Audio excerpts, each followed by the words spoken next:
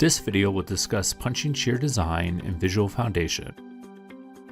Let's get started. In VisualFoundation, punching shear checks are performed at locations where concentrated loads act on the foundation slab, such as at piles, column piers, and walls. Punching shear checks are not performed for loads applied directly onto the foundation. For example, when rectangular, circular, tubular, or ring loads are applied to the slab. For punching shear check to pass, the strength at the critical section must exceed the net load acting on the area within the critical section. In VisualFoundation, the critical section is positioned so that the perimeter B0 is minimized, but is not located closer to the edges or corner of the object that is punching than the depth of the reinforcement D divided by a factor of 2. Note, the reinforcement depth used in the punching shear calculation depends on the direction of the punching shear load. For loads on the slab in the positive global Z direction, for example piles in compression and piers in tension, D is measured from the bottom of the slab. For loads on the slab in the negative global Z direction, for example piles in tension and piers in compression, D is measured from the top of the slab. In VisualFoundation, D is measured to the center of the bars in the reinforcement mat that minimizes its value. Therefore, the size and orientation of the bars in the mat affects the value of D. When 2 layers of reinforcement are used instead of 1, the depth of the reinforcement is measured from the top or bottom of the slab to the farther reinforcement mat, as expected. Note, since VisualFoundation does not design the reinforcement between the piles, piers, and walls and the foundation slab, the user must determine if the critical sections for punching of objects in tension are valid. To demonstrate punching shear design in the program, let's create a 10-foot by 10-foot slab that is 12 inches thick. For this slab, we will specify a double mat bar configuration with the outer bars for the top and bottom layers being in the X direction. The top cover will be 2 inches and the bottom cover will be 3 inches. Both mats of reinforcement will have number 8 bars in the X direction at 6 inches on center and number 6 bars in the Y direction at 6 inches on center. The slab will be supported with 4 steel piles and loaded with 1 column pier that is 18 inches by 12 inches. Now let's apply a 50 kip load to the pier and then apply a 500 PSF load to the slab itself in the dead load case. We will also apply a 75 kip uplift load in a wind load case.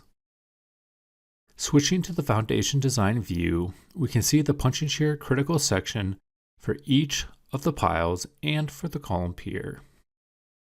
It may be easier to see these if you filter off the plate elements in the design filter. Selecting a pier or pile gives the option to override the punching perimeter offset. Selecting yes allows you to define the distance from the face of the object to the critical section rather than using the d/2 value calculated by the program. Also, you have the option to define punching reinforcement, which is covered in the punching reinforcement training video. In the project status, we see that punching shear passes. Clicking on this check takes us to the report view where we see that punching is controlled by the column pier. We can modify the table to show us the punching shear demand and capacity for the 1.4 dead load case and for the 0.9 dead plus wind upload case. Looking at the details, we see that the depth of reinforcement for the column pier is 7.625 inches for the 1.4 dead load case. This is the 12-inch thickness minus the 3-inch bottom cover minus the 1-inch diameter number 8 outer bar for the bottom mat minus half of the 3/4 inch diameter number 6 bar for the bottom mat. Looking in the details, we see that the depth of reinforcement for the column pier is 8.625 inches for the 0.9 plus wind upload case. This is the 12-inch thickness minus the 2-inch top cover minus the 1-inch diameter number 8 outer bar for the top mat minus half of the 3/4 inch diameter number 6 bar for the top mat. Therefore, we see that the depth of reinforcement and the resulting critical sections perimeter B0 can differ for the same object depending on the direction of the punching load for the various load combinations.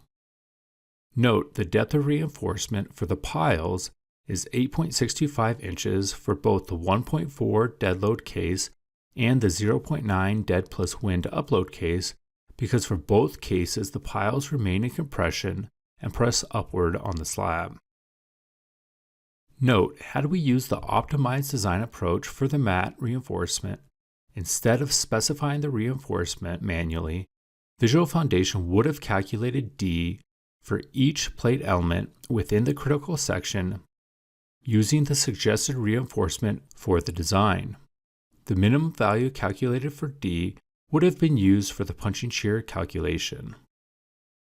The details in this table also show other values used in the punching calculation, such as the perimeter of the critical section B0, the ratio of the long to short dimension beta, the alpha S constant, and the size effect factor lambda S, etc.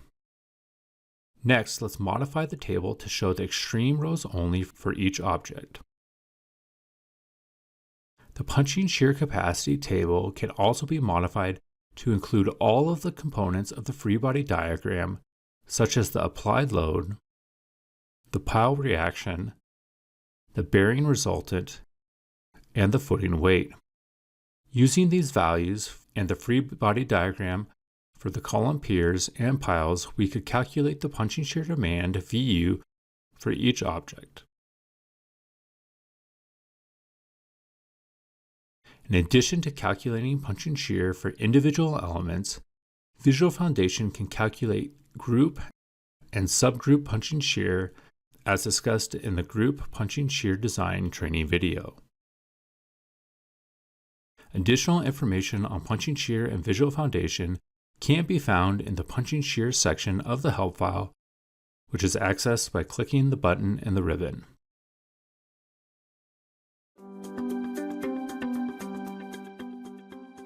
We hope the punching shear features in VisualFoundation helps you to provide even more accurate and efficient designs. Thanks for watching and have a great day.